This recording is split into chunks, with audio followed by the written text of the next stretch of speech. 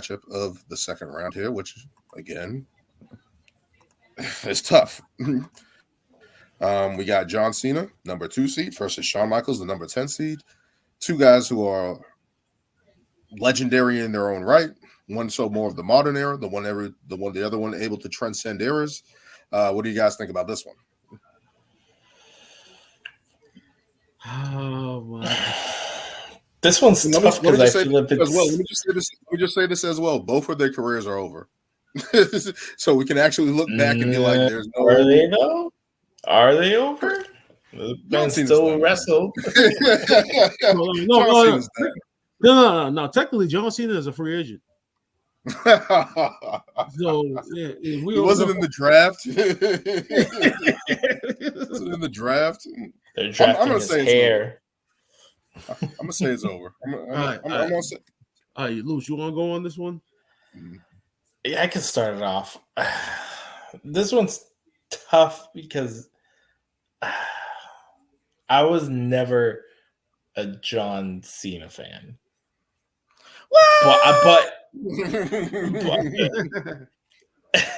just in the okay, I maybe only rooted for John Cena when it was just like certain people I just like didn't want to win, like whether it was like Triple H or whoever, and I'm like, yeah, let's Cena get it and get it off the whatever, And it's, I don't know, this matchup particularly, I think is for me is more of a preference because HBK is just fucking iconic.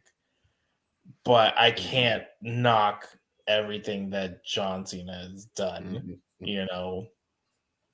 Started the whole ruthless aggression thing. I know people give him a lot of shit. That's the same moves, which I honestly always thought he was very versatile later on. And his feuds with Randy Orton, literally everybody. You could literally say everybody: Randy Orton, Brock Lesnar, Kurt Angle, The Rock, Triple H, the list goes on and on. Chris Jericho, CM Punk, like, I think him, exactly, like, him winning that U.S. title, it was like huge, and this man is literally a workhorse, like injuries coming back faster than people ever expected, like all these things, and the impact he's had as well. The man has the most Make-A-Wish,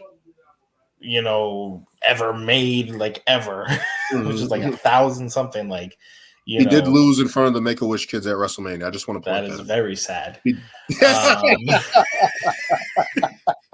Why do we believe he was going to win because of that? Why? Because we wanted the kids because it's Big Match John. The kids to be happy. The kids were happy enough, man. They were a part of his entrance. They're like, go John! Oh no, John! They were happy to have John Cena lose in front of the Make-A-Wish kids was messed up. That was a swerve booking. They were playing with our emotions there. Losing in front of the Make-A-Wish kids, come on. I was really hoping he was going to win that night. But anyway, yeah, John Cena, you have to give him his respect, his props, his flowers. Like, the man literally did this for the longest time consistently, and but for me, HBK it's just like the total package for me, the attitude, the charisma, the promos, the music, the style, the flair, like DX, like all of it. I was before super kicks became a thing, the sweet chin music to me was like the end all be all. Like, that was like, you are se acabó, like that's it. Like, and his in-ring work was just fucking precise, like literally on par with Bret Hart and everything. Just like, for me, Shawn Michaels was like, that's one of my like Mount Rushmore people. Like, you can't, we've already talked about, the boyhood dream, that image is like synonymous and like lives in my brain. When people are like, oh, this is what lives in your head. I'm like, that moment right there, just like, yeah, so for me, this one's gonna be Shawn Michaels. I can't deny everything that John Cena's done. He's for this era, which has kind of passed now, but for the time that he was there, he was the guy, the most reliable guy. Whatever happened, shit, I guess we gotta give it to John now, but he still held it. I love that he brought in the US Open Challenge thing. I feel like that gave a lot more guys opportunities. Yes, he probably does have the longer career, but for me, HBK is just that high caliber of like wrestling. I'm not gonna say wrestling god, but I mean, I guess I could say, like top tier wrestling, like wrestlers in the business. Right. Absolutely. So this was also like very tough for me as well because unlike Lewis, I actually was a John Cena fan. I'm not from where he began with the whole ruthless aggression Cena, with the trunks and everything.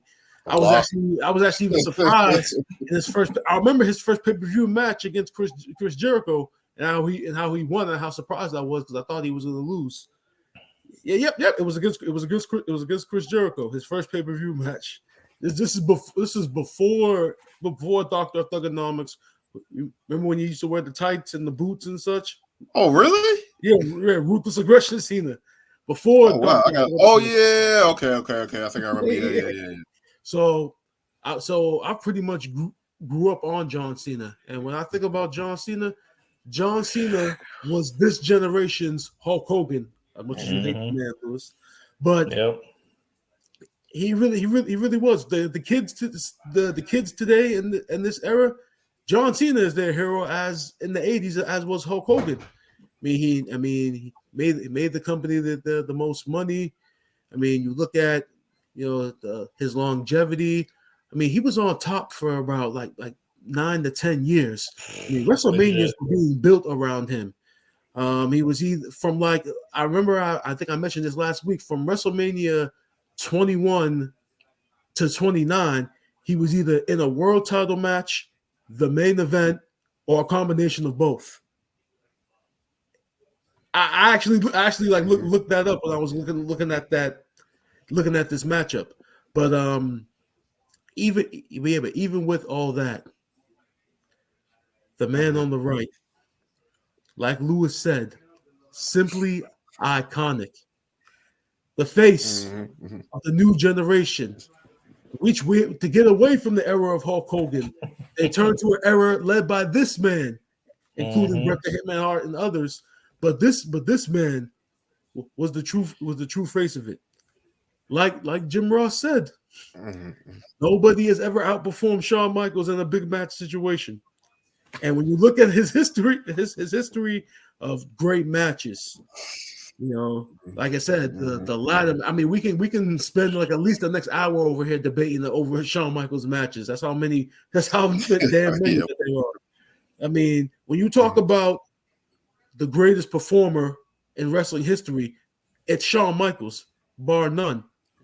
I mean, especially in the run he had after he hurt his back when he came back the second time. Now you want to talk about greatest performer? Just look at that entire run, all the way up until his retirement. I mean, whenever you saw Shawn Michaels, you were gonna get a great show.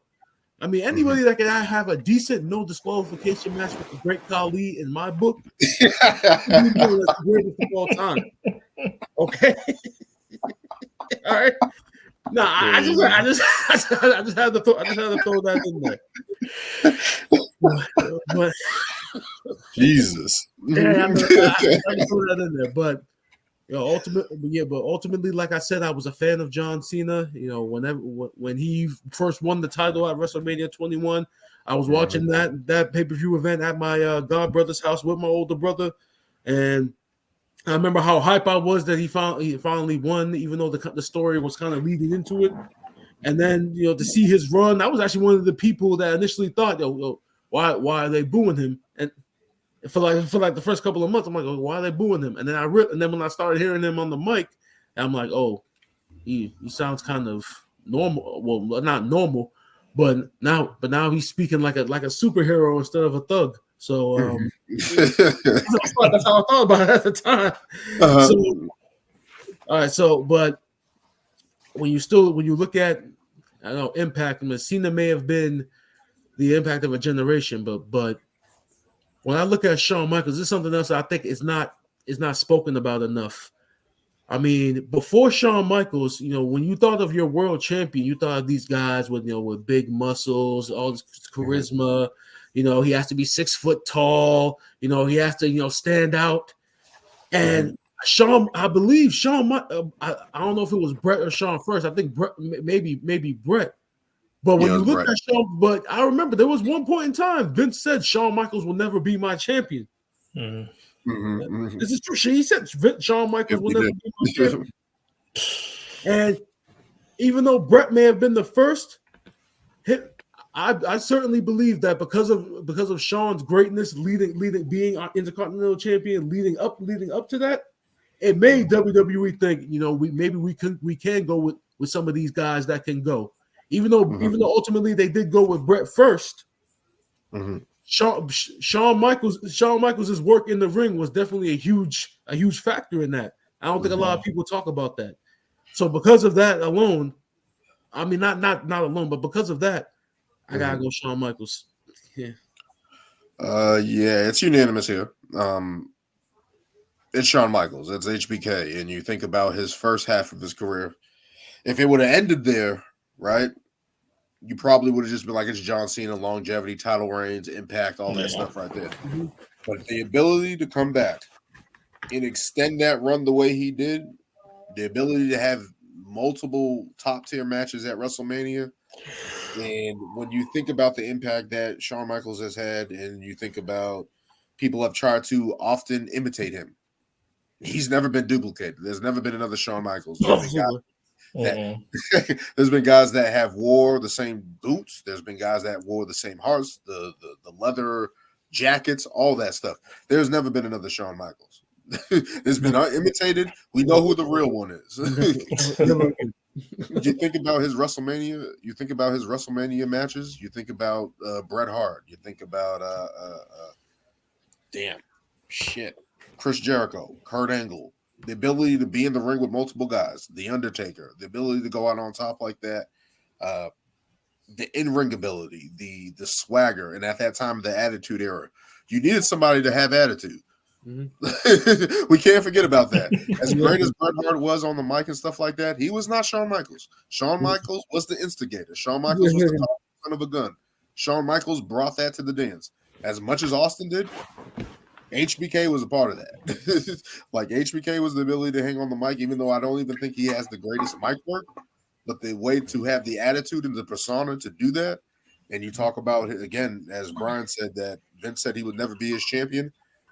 Shawn Michaels held that championship really well, was able to have great matches with multiple people, Sid, Vader, Undertaker, Bret Hart, and himself included, Austin, Stone Cold Steve Austin passing the torch to Stone Cold Steve Austin at WrestleMania 14. All that stuff, Shawn Michaels has been able to do that, has been able to be in the ring with multiple people, timeless, the theme music, the attitude. Shawn Michaels was that in a time when that wasn't really accepted. His whole gimmick and persona really wasn't accepted. I feel like it was original at the time. You had other guys that were cocky, were kind of flamboyant. Shawn Michaels mixed it all the way together to make it acceptable. And again, and the thing that's going to separate him for me is that, again, I love John Cena. I think he's great. I think he was great with his ruthless aggression era coming in like that, brash, young, cocky guy type of guy. He beat the man on the right at WrestleMania, right? Like I believe it was WrestleMania 23, ironically, right? But Shawn Michaels gave that rub to John Cena in that match, right? Because it showed John Cena was able to hang with one of the greatest, right? Like so. Looking at what Shawn Michaels' impact was, the ability to be in DX, the ability to come back and be a part with the Undertaker and stuff like that, and have those big time matches to that level. In time and time again, not to say that John Cena hasn't been in big time matches. He's more of the brawling type of kind of like The Rock and Stone Cold Steve Austin. Shawn Michaels has had legendary matches with just about every group of person in the business. And again, as Brian says, when JR said no one has outperformed Shawn Michaels in big main event matches, You believe. True. No, because it was true. At every turn, it didn't matter what it was. You believe Shawn Michaels is going to be able to pull it out in those type of matches and be in that big time level and stuff like that. So, yeah, I got to go Shawn Michaels, man. I can't talk enough about Shawn Michaels, man. Like, he's just legendary. I'm probably going to watch a match tonight. Just talking like you think, like, I gotta find a match. Like, I always think about WrestleMania 14 when he lost against Stone Cold Steve Austin and how impactful that was, and just like that was in Boston for me. So that's always gonna sit home with me. Shawn Michaels coming back at 2002 SummerSlam, fighting Triple H, and that battle when everyone thought he wasn't even supposed to come back, he never had a chance to come back, and all this other stuff. Have that. Oh, I just want, before I cut you off, that storyline you're talking about between Triple H and Shawn Michaels, best SummerSlam match ever, best storyline for a SummerSlam match ever, or best hype video for a SummerSlam match ever. Yeah. You remember the hype video? That was probably one of the best hype videos I've ever seen for a match. Now, best SummerSlam match? Yeah, the SummerSlam match. I think it's one of the best SummerSlam matches ever. Yeah, we gotta talk. We got. That's a different discussion for another day. Because I'm trying to think, and I'm like, no. We'll talk about it in the coming months when that time comes around. Okay, fair enough. We'll do that. But yeah, I just think, Shawn Michaels is wrestling personified. He's legendary. No knock to John Cena, who is a 16-time champion, right? Like, we forget about that, right? Like, but yeah, it's Shawn Michaels, man. It's Shawn Michaels. All right. Ending that in that heated discussion, man. That brings us to. Hold on, let me see if I can do this. Stop screen. Boom. All right. That brings us to. Oh, come on. I gotta. Who would have thought it would have been this lineup, huh? Who is it? It would have been this in the final. And I think it's going to be simple. Hold on. Let me just try to find this here. And here we go. Come on. Here we go. Boom. In our third round. Matchups that. Come on. Get in the screen here. All right. And we got in our third round of the GOAT bracket. We have on one side, I guess you can call this the old timers bracket on the left side, right? Ric Flair versus The Undertaker. And on the other side, we have the monster Shawn Michaels. That's going to be a tough one. The words of Bobby Brain Heenan at the 1992 Royal Rumble. They just keep getting bigger. They just keep getting stronger. Difficult. I'm gonna have to talk to some people this week. I'm really gonna have to sit down with some people. I'm gonna have to call some more family and be like, yo, you remember during Ric Flair's heyday? Like, yo, can you like break it down?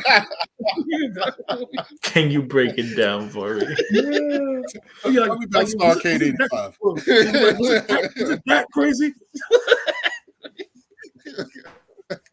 Was he really riding in the Cadillacs and limousine riding and jet flying and limousine stealing and all that? Was he really doing that? Was he really the big time? You sure it wasn't a rental? You